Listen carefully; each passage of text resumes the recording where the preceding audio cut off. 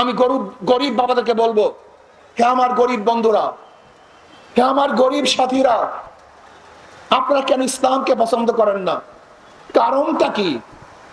ইসলাম তো আসছে গরিবদের শান্তির জন্য, ইসলাম তো আসছে গরিবদের মুক্তির জন্য, ইসলাম তো আসছে গরিবদের অধিকারকে প্রতিষ্ঠিত করার জন্য। আপনারা কি জানেন না নবী আলাইহিস সালাতু কি দোয়া করেছিলেন?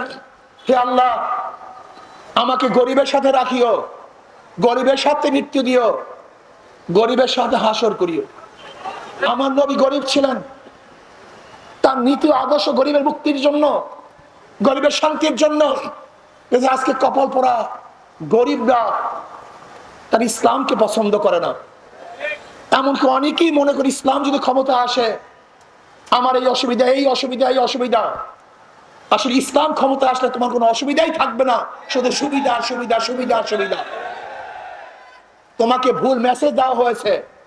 তুমি কি ভেবেছ ইসলাম মানি বিশাল পাথর, বিশাল ওজন, বিশাল সমস্যা?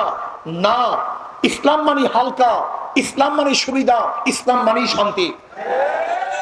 এক গাজাওয়ালা আমাকে প্রশ্ন করেছে, হুজুর ইসলাম ক্ষমতায় আসে আমার গাজার অবস্থাটা কি হবে? ব্যক্তি গাঁজা সেবী। আমি বললাম, বাবা তুমি কি মসজিদে গিয়ে গাঁজা সেবন করতে পারো? বলে না। আমি বলি কেন? বলে পরিবেশ নেই। আমি বলি ইসলাম ক্ষমতা আসলে গোটা বাংলাদেশটা এমন পরিবেশ হবে যেখানে তুমি নিজেই গাঁজা সেবন করবে না। আপনাদের বিশ্বাস হয় নাই?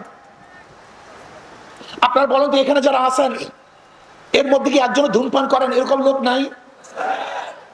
এখন খান না কেন? বিড়ি পান করেন না কেন? কথা বলেন।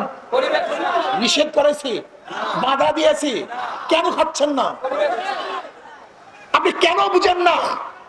আমার অনেক দাড়ি কামানো বাবা, তারা মনে করে ইসলাম ক্ষমতা আসলে আমাকে দাড়ি রাখতে হবে, ইসলাম ক্ষমতা আসলে টুপি পরাতে হবে, ইসলাম ক্ষমতা আসলে লম্বা জামা গায়ে দিতে হবে, না তোমার উপায় নেই।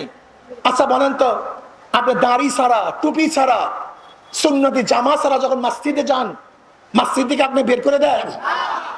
মসজিদে এসে উত্তম জায়গা কোথায় আছে? সবচেয়ে পবিত্র জায়গা মসজিদ, সেখান থেকে আপনাকে বের করে নেই, আর গোটা বাংলাদেশ থেকে আপনাকে বের করে দিবে। এই নেগেটিভ ধারণা আপনার মধ্যে কে দিয়েছে? অনেকে আবার বলে ইসলাম ক্ষমতা আসলে মহিলারা চাকরি করতে পারবে না, ইসলাম ক্ষমতা আসলে আমার একজন মা বোন না খেয়ে থাকবে না, ইসলাম ক্ষমতা আসলে একজন বিধবা না খেয়ে থাকবে না, একজন এতিম না খেয়ে থাকবে না। আবার যারা চোর, তারা আবার ইসলাম ক্ষমতা আসলে আমার চুরির অবস্থা কি হবে? তোমাকে চুরি করার প্রয়োজনই হবে না, তোমার কাছে টাকা পৌঁছে যাবে। চুরি করবা কেন? তোমার টাকাই তো অভাব থাকবে না।